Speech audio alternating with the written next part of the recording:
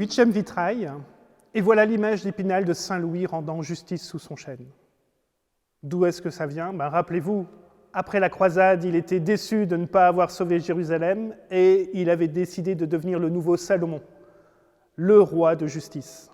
Eh bien, le voilà en pleine action, avec sa main de justice, avec la fleur de lys symbolisant son royaume, face à des personnes qui demandent de la justice, les plus pauvres, les plus humbles, et derrière, 2 gendarmes qui vont sûrement appliquer cette justice une fois que la décision sera prise. On voit ici, dans ce vitrail, un Saint-Louis où tout est faux. Tout est faux, le chêne est faux, la représentation est fausse, et pour autant, ça nous raconte une histoire également.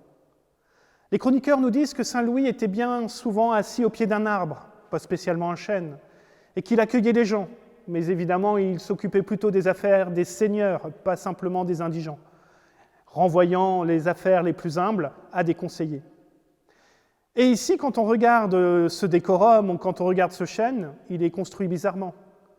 Si je vous avais demandé de construire ou de dessiner un arbre, un chêne, vous m'auriez fait un tronc marron, des feuilles vertes. Ici, le tronc est vert, les feuilles sont marron.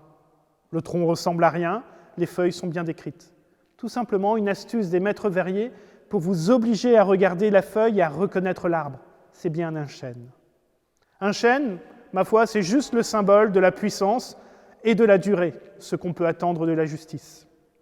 Ici, on peut maintenant préciser ce qu'est la justice de Saint-Louis. Avant Saint-Louis, on ne faisait pas de procédure d'enquête. On avait 2 chevaliers ou 2 seigneurs qui n'étaient pas d'accord, on leur donnait à chacun une épée, et celui qui tuait l'autre, eh bien Dieu était dans son bras.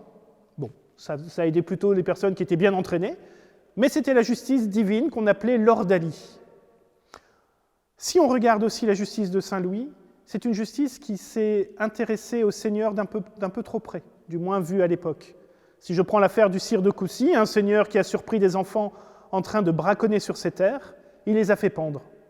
Saint-Louis, apprenant cette affaire, décide de punir le sire de Coucy. Il le fait arrêter, il y a une procédure d'enquête, chose nouvelle à l'époque, et il décide de punir le seigneur pour quelque chose qui était normalement dans son droit. Grande nouveauté à l'époque. Voilà ce qui fait l'originalité de la justice de Saint-Louis.